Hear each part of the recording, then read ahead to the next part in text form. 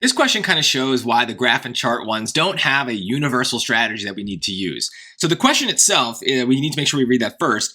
Which choice best describes data in the graph that support the researcher's conclusion? Now, a harder version of this question could have said, what weakens the conclusion? And then we have a different approach. But support is mostly what they're going to say, but we still need to read to double check before we get started.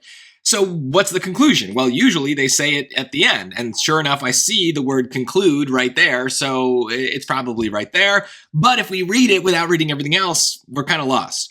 After evaluating the responses for evidence of humility, the researchers concluded that their hypothesis was correct. Well, what was their hypothesis, right? Now I gotta go back, but it's okay. I at least have a goal. Let's go back. These people hypothesized that workplace leaders who reflect on lessons learned from past mistakes are likely to exhibit more humility than leaders who don't engage in such reflection. So increase in reflection leads to an increase in humility. I'll just abbreviate it. That way it fits on the page. There you go. So that is correct. So basically that's what we just need to find out, right? So we need something that supports that. So let's just look at the choices, and then as we go through, we can even look back at the graph.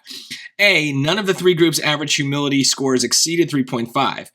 Well, that seems to be saying there is no difference, right? So that seems to be equating all of these things. Now, if I go to the groups, mistake with learning, mistake without learning, control, I don't quite understand what those things mean yet, but regardless, it seems like I want some sort of difference between things, that if you reflect more, you will have more humility. This just seems to be saying that they're all not necessarily the same, I guess, but kind of limited. I don't know. This just seems like it's not hitting any sort of hypothesis that the passage is getting across.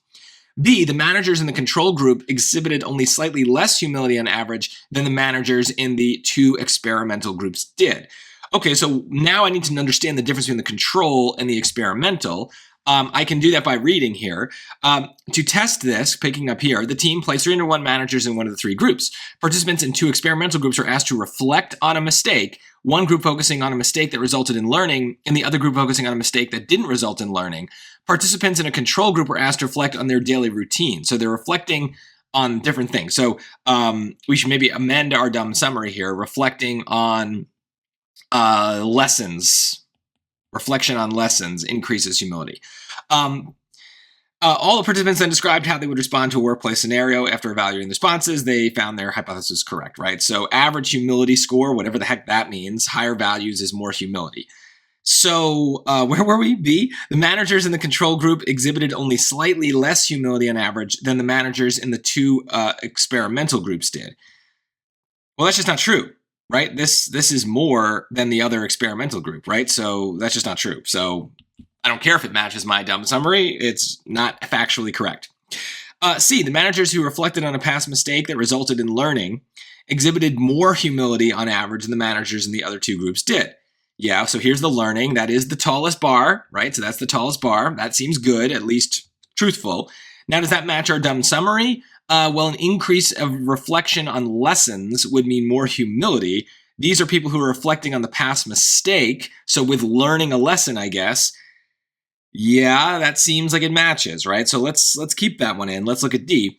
All three groups exhibited less humility on average than the researchers expected. I have no idea what they expected. Plus, again, this seems to be grouping all three things together when we're trying to separate them out and saying that there's a difference. At least that's what the hypothesis said, is that there would be a difference in the resulting humility based on how you kind of thought about things.